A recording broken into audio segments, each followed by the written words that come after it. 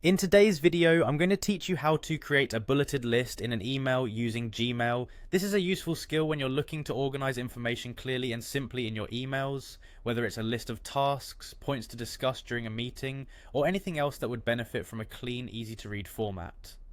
Let's start by opening your Gmail account. Once you're logged in, look towards the top left of the screen. You'll want to click on the Compose button. This will open a new email window where you can begin crafting your message. Now that you have your new message window open, direct your attention to the bottom toolbar of this window.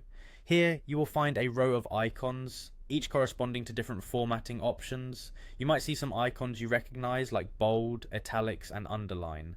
But today we're interested in another feature. Look for an icon that looks like an A with a line under it. Clicking on this will open up the advanced formatting options you have at your disposal. Clicking this A icon reveals a variety of choices for altering how your text appears.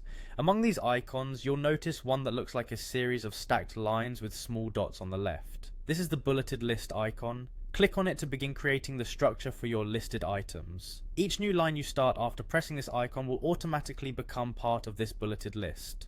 This helps keep everything neat, ensuring your email is both visually appealing and easy for your recipient to follow. Once you've activated the bulleted list format, it's time to dive into the content. Simply click in the main text area of your email and begin typing your first bulleted item. Remember, each time you hit enter or return on your keyboard, you'll be taken to a new bullet point, allowing you to continue adding more items as needed. This feature is particularly handy for succinctly listing tasks, points and ideas without overwhelming your reader with too much information all at once. Finally, don't forget to fill in the remaining fields of your email, like the recipient's email address, and a descriptive subject line that indicates the topic of the list you've created. Once everything looks good, you can go ahead and send your email, confident that your message will be both organized and professional in appearance.